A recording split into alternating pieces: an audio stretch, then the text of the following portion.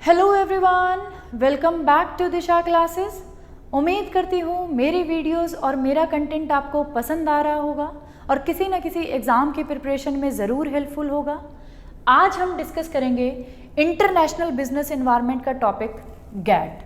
आज के वीडियो में हम गैट को डिटेल में डिस्कस नहीं करेंगे। एग्ज़ाम पॉइंट ऑफ व्यू से जो गैट से रिलेटेड इंपॉर्टेंट फैक्ट्स हैं उनको हम पॉइंट्स के फॉर्म में आज की वीडियो में डिस्कस करेंगे। तो स्टार्ट करते हैं। पहला है गैट की फुल फॉर्म क्या है। गैट की फुल फॉर्म है journal agreement on tariff and trade. दूसरा पॉइंट है गैट कब इस्टेब्लिश हुआ। गैट इस्टेब्लिश हुआ 1947 में और कितनी मेंबर कंट्रीज के साथ? 23 मेंबर कंट्रीज के साथ। या आप कह सकते हैं जब 1947 में गैट इस्टेब्लिश हुआ तो गैट का जो ओरिजिनल एग्रीमेंट था उसको कितनी कंट्रीज ने साइन किया? 23 कंट्रीज ने उस एग्रीमेंट को साइन किया जिसमें ये डिसाइड हुआ कि हाँ, इंटरनेशनल लेवल पे कोई ऑर्गेनाइजेशन होनी चाहिए। तो हम कह सकते हैं 1947 में गैट के कितनी मेंबर्स थे? 23 कंट्रीज उसके मेंबर्स थे। उसके बाद थर्ड पॉइंट है ऑब्जेक्टिव। गैट को इस्टेब्लिश करने का क्या ऑब्जेक्टिव था, क्या पर्पस था? गैट को इस्टेब्लिश करने का पर्पस था to promote international trade by reducing tariff and non tariff restrictions. ये कह रहा है इंटरनेशनल ट्रेड को प्रमोट करना हमारे गैट का ऑब्जेक्टिव था। इंटरनेशनल ट्रेड का मतलब है जब कोई कंट्री दूसरी कंट्री के साथ ट्रेड करती है तो उसे हम बोलते हैं इंटरनेशनल ट्रेड। गैट से पहले जब कंट्रीज आपस में ट्रेड करती थी तो वो उस ट्रेड के ऊपर बहुत सारी रिस्ट्रिक्शंस लगाती थी। रिस्ट्रिक्शन दो फॉर्म में लगाती थी, tariff restrictions and non tariff restrictions. Tariff restrictions का मतलब है टैक्सेस की फॉर्म में, इंपोर्ट ड्यूटी, इंपोर्ट टैक्सेस, उनको इंक्रीज कर देना।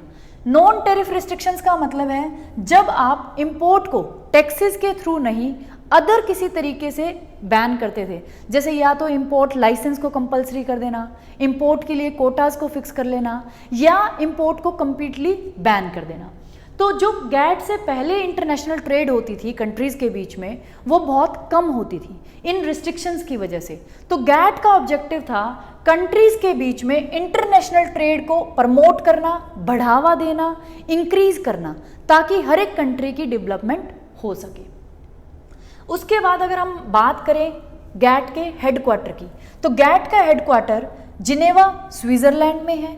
अगर हम इसकी वर्किंग की बात करें तो जो इसकी वर्किंग होती थी, कमेटीज होती थी या जो भी राउंड्स होते थे, टोटल राउंड्स की अगर हम बात करें तो total 8 rounds working rounds GATT के हुए। उनमें से जो मोस्ट इंपॉर्टेंट राउंड था वो है 8th राउंड। जो पहले वाले 7 राउंड्स थे गैट की वर्किंग के, उनमें जो फोकस था वो था इंटरनेशनल ट्रेड इन गुड्स। सिर्फ गुड्स की इंटरनेशनल ट्रेड की हम बात करते थे, या गैट उस पे ही फोकस करता था कि भी कैसे गुड्स में इंटरनेशनल ट्रेड को बढ़ाया जा सकता है। लेकिन जो 8th राउंड था गैट की वर्किंग का, उसमें कुछ नए एरियाज को भी इंक्लूड किया गया गैट के स्कोप के अंडर। जैसे सर्विसेज को ऐड किया गया, सर्विसेज के अलावा आप कह सकते हैं ट्रिप्स को ऐड किया गया, trade related intellectual property rights, या फिर आप कह सकते हैं ट्रिम को ऐड किया गया, ट्रेड रिलेटेड इन्वेस्टमेंट मेजर्स। तो बहुत सारे नए एरियाज को भी इंक्लूड किया गया गैट के स्कोप के अंडर। अब जो गैट था वो सिर्फ इंटरनेशनल ट्रेड इन गुड्स को प्रमोट नहीं कर रहा था, इंटरनेशनल ट्रेड इन सर्विसेज को भी, international trade related to intellectual property rights या इन्वेस्टमेंट मेजर्स कि भी कैसे इन्वेस्टमेंट कर सकते हैं, फॉरेन डायरेक्ट इन्वेस्टमेंट या फॉरेन पोर्टफोलियो इन्वेस्टमेंट, उनको भी किसके अंडर डाल दिया गया था? गैट के अंडर। तो जो हमारा 8th राउंड है गैट की वर्किंग का, टोटल राउंड्स कितने हुए? 8। उन 8 में से जो हिस्टोरिकल राउंड है या जो मोस्ट इंपॉर्टेंट राउंड है गैट का, वो था हमारा 8th राउंड।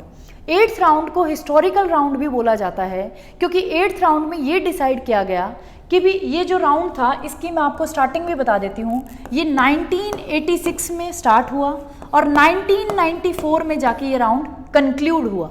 और इस राउंड में ये भी डिसाइड किया गया कि भी 1995 से 1 जनवरी 1995 से गैट को रिप्लेस कर देगा WTO, या फिर एक नई ऑर्गेनाइजेशन आएगी सामने वर्ल्ड ट्रेड ऑर्गेनाइजेशन, जो किसको रिप्लेस कर देगी, गैट को। गैट खत्म हो जाएगा, गैट को टुक ओवर कर लेगी WTO। तो इसीलिए इस राउंड को हिस्टोरिकल राउंड भी बोला जाता है, क्योंकि इस राउंड में ये डिसीजन लिया गया कि भी गैट को रिप्लेस करेगा WTO। अगर हम इस राउंड की बात करें तो इस राउंड को, 8th राउंड को 2 नामों से जाना जाता है। एक तो डंकल ड्राफ्ट भी बोला जाता है, दूसरा इसे बोला जाता है उरुगे राउंड।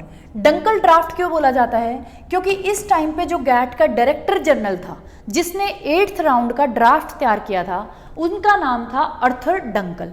तो इसलिए इस ड्राफ्ट को बोला जाता है डंकल ड्राफ्ट। दूसरा, उरुगे राउंड क्यों बोला जाता है, क्योंकि ये जो राउंड था ये उरुगे कंट्री में ऑर्गेनाइज किया गया था, वहां ये हेल्ड हुआ था। इसलिए हमने ये भी देख लिया, 8th राउंड हिस्टोरिकल राउंड था, उसमें डिसाइड किया गया गैट को कौन रिप्लेस करेगा, या हम कह सकते हैं टुक ओवर करेगा, 1 जनवरी 1995 से WTO। दूसरा, इस राउंड में कुछ नए एरियाज भी गैट के स्कोप के अंडर आए, जैसे सर्विसेज, ट्रिम, ट्रिप। क्लियर। उसके बाद इसके 2 नाम भी हमने देख लिए कि भी 8th राउंड को क्या क्या कहा जाता है। उसके बाद आता है WTO ने कब गैट को टुक ओवर किया।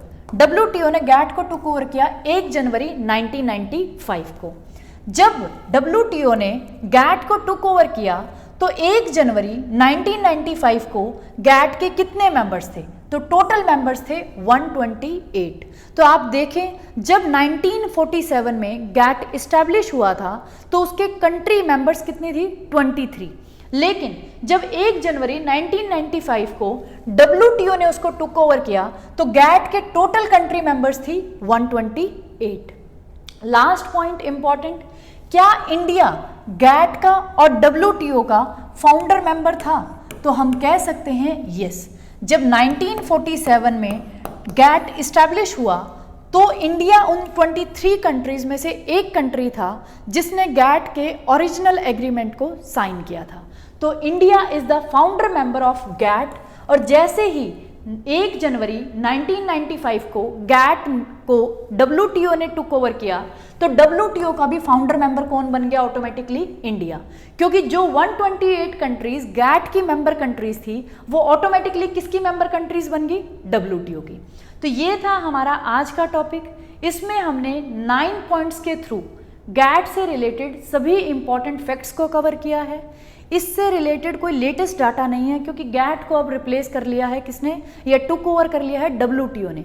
तो WTO के मेंबर्स, उसका हेडक्वार्टर या उसके डायरेक्टर जनरल्स वो चेंज होते रहते हैं। उससे रिलेटेड रिसेंट डाटा आता है, उसकी मिनिस्ट्रियल कॉन्फ्रेंस होती है, कौन सी कब हुई, कहाँ हुई, वो चीज़ें अपडेट होती रहती है।